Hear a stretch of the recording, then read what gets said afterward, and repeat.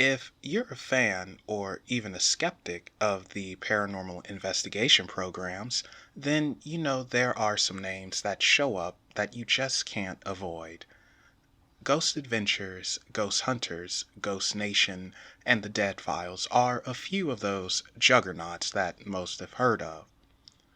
There are also many lesser known shows such as It Feels Evil, Ghost Loop, and The Holzer Files. However, thanks to the modern age and recording equipment being relatively affordable, plus the rise of video sharing sites such as YouTube, Dailymotion, and other similar places, this has brought in a new age of paranormal investigation entertainment.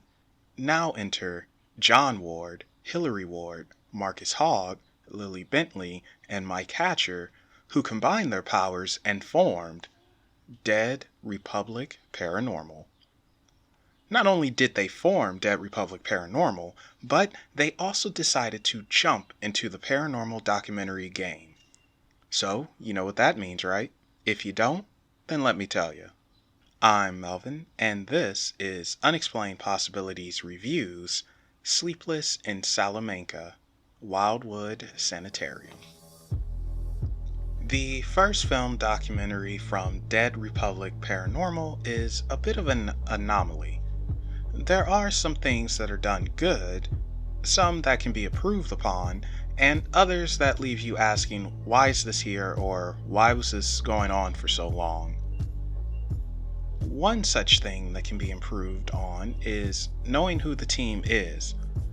While there are individual videos on YouTube that introduces the team, I would be unaware of it if I just came across Dead Republic Paranormal from their documentary.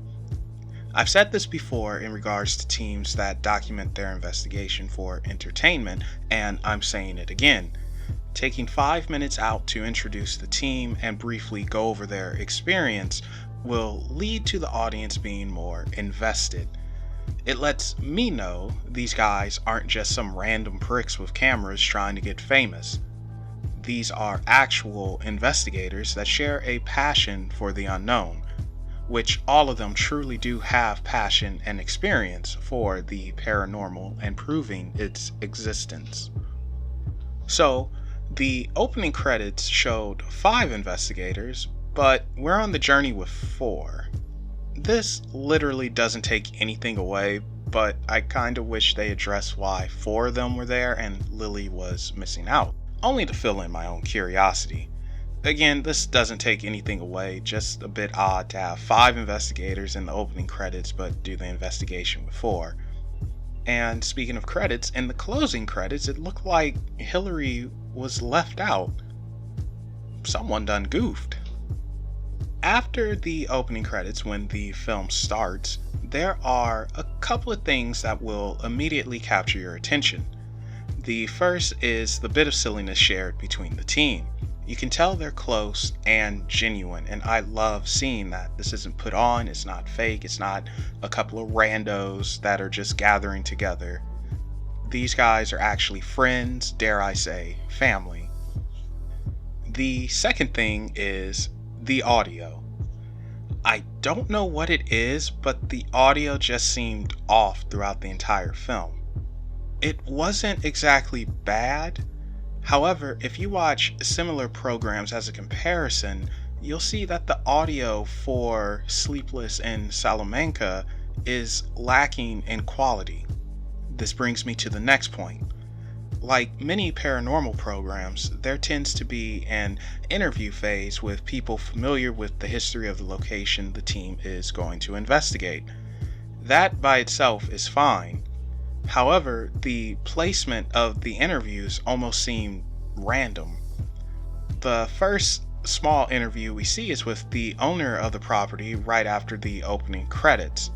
After that, an interview with a curator of the Railroad Museum was then put in, and we see part of the team driving to the location, and then a team meeting, and then a talk with the co-owner of the place. More on that in a bit. And finally, we see the team drive up to the location, greet the owners, introduce themselves, which makes me believe this is their first time meeting and the sequence of events is all over the place, followed by interviews with people who have investigated the location before. What I'm getting at here is that how this was edited and put together seems rather disorganized, and disorganized will be a reoccurring theme. It feels as though there was no uniform direction in where to place the interviews. Now, going back to the interview with Brooke Wagatha, one of the owners, do you notice anything? So attracted to me to the house is because they healed tons of people here. And that's kind of what our mission is to kind of do here. A lot of people, when we have public investigations and stuff, it's really not all just about the ghost hunting. A lot of people will come here and get... That background noise that seems to be a fan or an air conditioner, why wasn't that caught? I understand this is the first feature-length production, but quality is a must, especially if you're putting your content on a place such as Amazon Prime. So here are some clips from random moments of the documentary. The action taking place in the clips don't mean too much, but I still want you to pay attention to them. And you'll notice background music that's everywhere.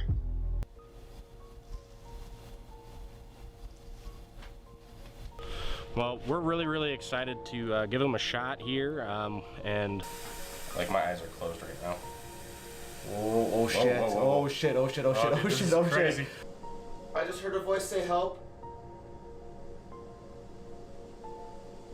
I'm scared. People from the new United States started moving west, especially towards Pittsburgh. They would follow the Allegheny River, which was a major tributary, major transportation route. I understand they were going for something creepy with the music, which is fine, but why does it play for the entire duration of the film? Even during interviews, it's playing. While background music is fine and it helps set a mood, hearing the same tune over and over again for an hour and 30 minutes is too much. There are very tense moments that happen during the investigation, and you hear this freaking song going on, and it takes away from it. Sometimes silence is your best friend, especially when you're filming tense moments. Now, the investigation itself had two very memorable moments. I won't show the first moment because it's a must-see in its entirety, especially so you can feel how tense everything was. But I will say, the first one involves Marcus, and he didn't look happy. The second moment involves dowsing rods, a music box, and dancing. The second moment is so amazing, and you can feel through watching the energy that's coming off. It's something, dare I say, cute about it. I can't explain why, but it was just something nice about that moment. But I must harp on something. The carnival background music takes away from both of these moments, especially the one with the dowsing rods. The reason being is that there's music coming from a music box and the background music is playing. The two tunes are blending together and it's annoying. can you do us a favor? Can you come? That's so cool. I'm sorry. That's awesome. I'm really like mesmerized by that. I'm sorry. That's awesome. Again, sometimes no background music is needed, and this is most definitely one of those moments. Some of the EVPs captured were hard to hear as well. I'm not trying to discredit the evidence called, just pointing out that enhancements of such capture should be handled differently. You want us out of your area?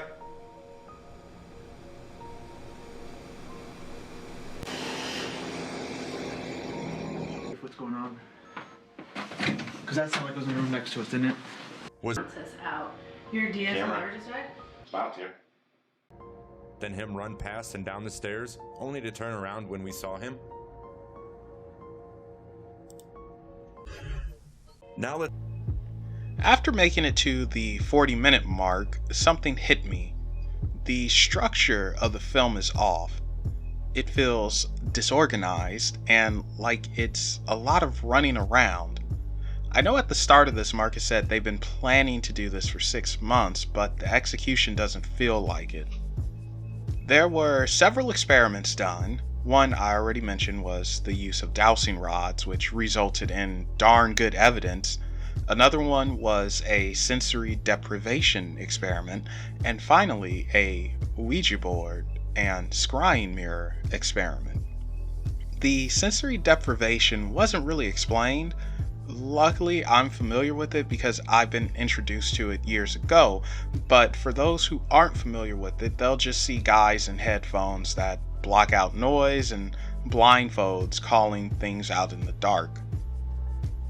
Explanations are needed, and it's one of the things I found lacking. People who are in the field of the paranormal in some capacity might not need an explanation, but to the average viewer who is looking to learn about it, an explanation of these experiments would be good. I also feel that the sensory deprivation could have been handled differently.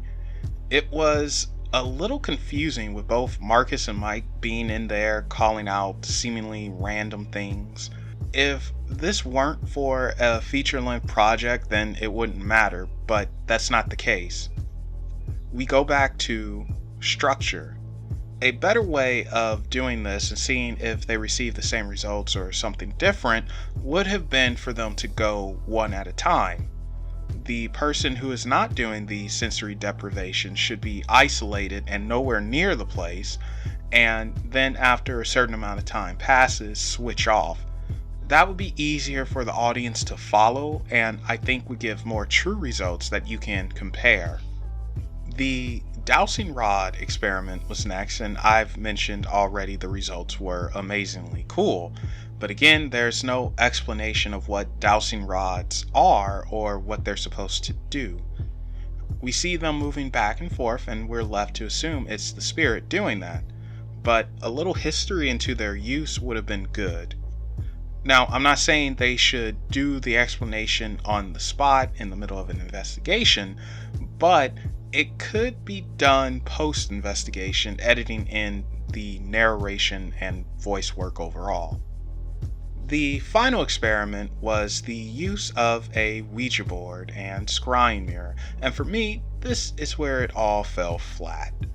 I was totally lost on what was going on in that room, and the experiments just didn't translate over well.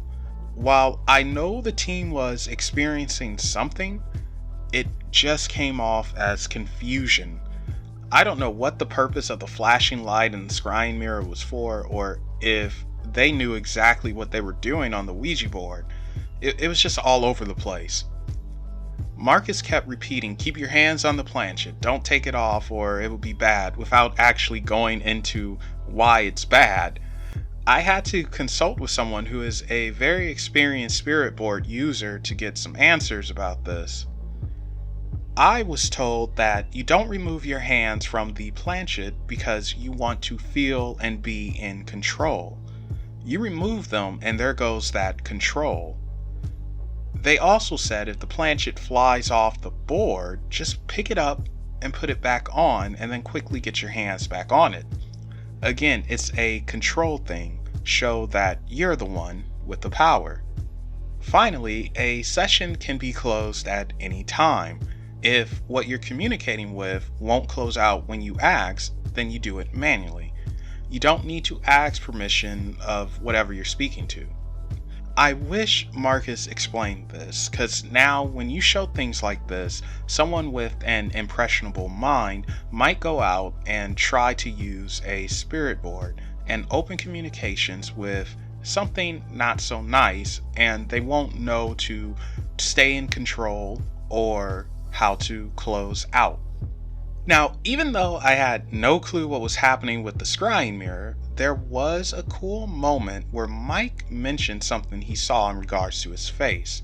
This is cool because moments before this, John had claimed to have seen a vision of Mike and something going on with his face. That must have been a holy moly moment for the team. But that doesn't make up for the confusion that the audience sees. This experiment went on too long in my opinion and could have been trimmed significantly, especially since this was the final part of the investigation. I want to mention that the overall vibe I got was a little like the early seasons of Ghost Adventures, especially with the little theatric transitions they use. There's nothing wrong with that, and it's no rule stating you can't borrow a style, but I feel the team is still finding its identity, at least when it comes to production. This is a more raw style of paranormal documentary. It doesn't do the best job of playing to the viewing audience. In fact, I'd say this is more for those who appreciate and go on paranormal investigations themselves. More experience is needed on the production side of things to make it more audience friendly. While watching, I felt I was doing exactly that. Watching, but not being immersed in the investigation. For me, this was also 20 minutes too long. The Ouija and scrying experiment really should have been trimmed down, explanations were needed, an introduction to the team was needed, and I don't think some of the interviews needed to make the cut. Overall, I do take into account this is the team's first full-length production documentary, and for a first try, it's not bad.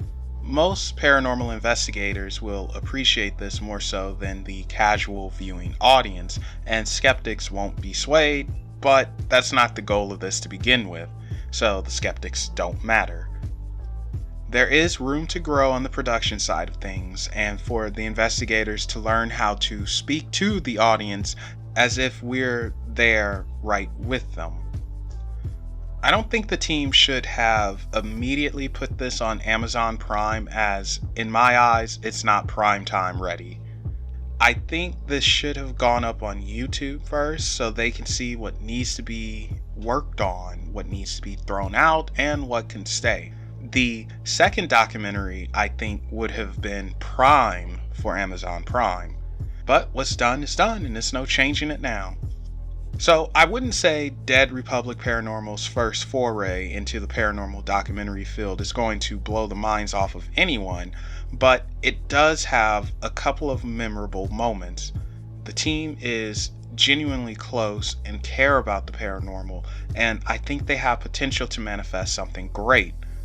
I'm happy to see the first step of the journey, even if there are some missteps, and I do have higher expectations for the second paranormal documentary film. So, on the Crimson Star scale, I rated 3 out of 5.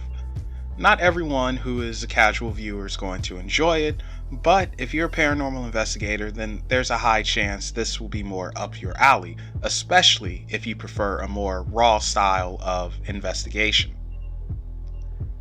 And that concludes Unexplained Possibilities, Sleepless in Salamanca, Wildwood Sanitarium. If you're interested in checking out the film, the link to Amazon is in the description below. Also, be sure to follow Unexplained Possibilities on Facebook, Twitter, Reddit, and Instagram.